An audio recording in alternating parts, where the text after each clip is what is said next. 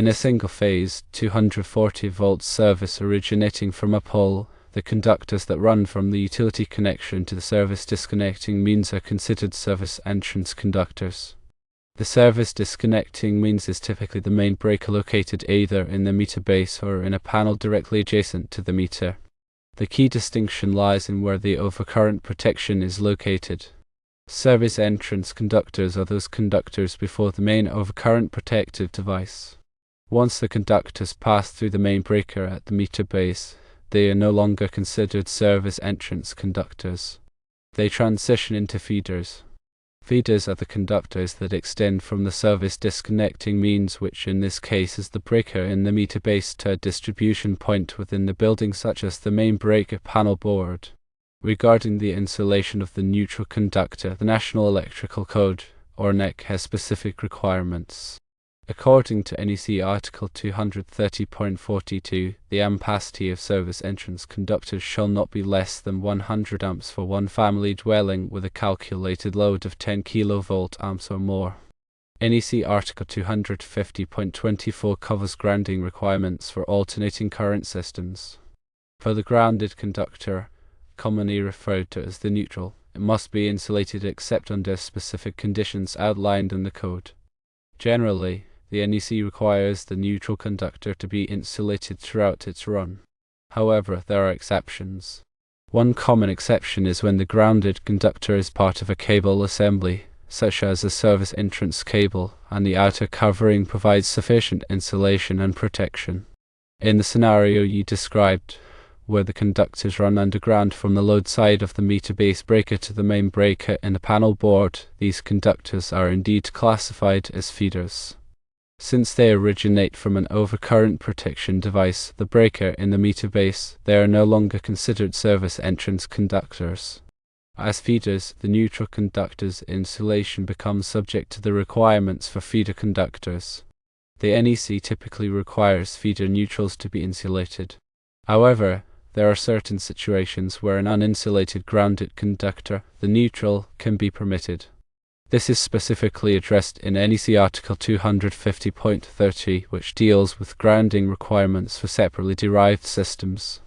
Although our 240-volt single-phase service is not typically considered a separately derived system, the principles regarding neutral insulation can offer some guidance.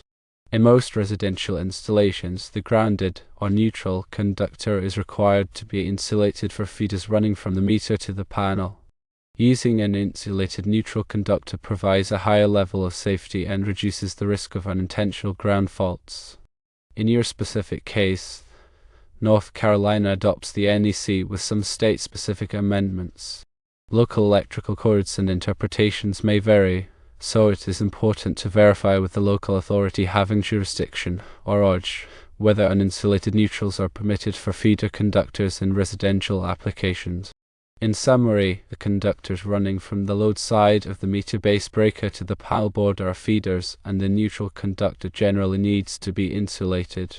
However, consulting the local AHA ensures compliance with all applicable codes and regulations.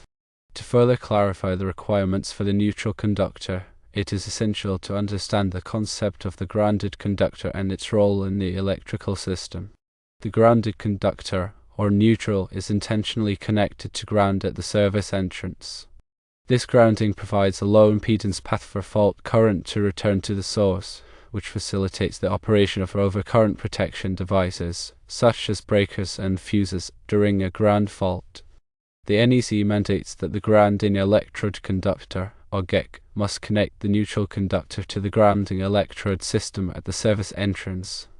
The grounding electrode system typically consists of one or more grounding electrodes, such as ground rods, ground plates, or the metal underground water pipe. The bonding of the neutral conductor to the grounding electrode system ensures that all non-current carrying metal parts of the electrical system are at the same potential as the earth. This minimizes the risk of electric shock in the event of a ground fault. The connection between the neutral conductor and the grounding electrode system must be made at only one point in the service. This is to prevent circulating currents in the grounding system, which can create noise and other electrical problems. In the scenario described, the neutral bus in the meter base is grounded to a ground rod. This is the correct location for the service grounding connection. The subsequent bonding of the neutral and grounding electrode conductor in the panel board can create a parallel path for neutral current, which is generally not permitted by the NEC. The exception is when the panel board is serving as the service disconnecting means. In this case, the neutral and grounding electrode conductor must be bonded together. To reiterate, the conductors from the meter base breaker to the main breaker in the panel are feeders. Feeders are subject to different requirements than service entrance conductors. With regards to the installation of the neutral conductor in feeder applications, NEC Article 310.8 addresses the protection of conductors. It states that conductors must be insulated unless specifically permitted otherwise in the code. While there are exceptions for bare or uninsulated conductors in certain situations, such as grounding electrode conductors or equipment grounding conductors, these exceptions generally do not apply to neutral conductors and feeder circuits, especially in residential application. The NEC provides specific requirements for the sizing and installation of feeder conductors. Article 215 covers the requirements for feeder calculations. The feeder conductors must be sized to carry the calculated load, which includes both the connected load and any applicable demand factors. Demand factors allow for the reduction of the calculated load based on the likelihood that not all connected loads will be operating simultaneously. When sizing the feeder neutral conductor, it is important to consider the type of loads being served. If the feeder supplies primarily nonlinear loads such as electronic devices or LED lighting, the neutral conductor may need to be oversized to account for harmonic current. Harmonic currents are generated by nonlinear loads and can cause the neutral conductor to overheat if it is not sized appropriately. The NEC provides guidance on sizing the neutral conductor for nonlinear loads in Article 220.61. The ampacity of feeder conductors must be sufficient to carry the calculated load. The ampacity of a conductor is determined by its size, insulation type, and installation conditions. The NEC provides tables that list the ampacities of various types of conductors under different conditions. Table 310.16, for example, lists the allowable ampacities of insulated conductors rated up to 600 volts. In addition to ampacity, feeder conductors must also be protected against overcurrent. Overcurrent protection is typically provided by circuit breakers or fuses.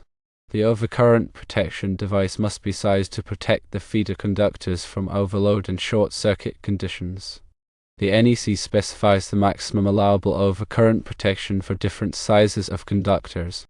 Article 240.4 outlines the requirements for overcurrent protection of conductors. The installation of feeder conductors must also comply with the requirements of the NEC. Conductors must be installed in a manner that protects them from physical damage. They must be properly supported and secured. The NEC also specifies the minimum bending radius for conductors to prevent damage to the insulation. Article 300 provides general requirements for wiring methods and materials.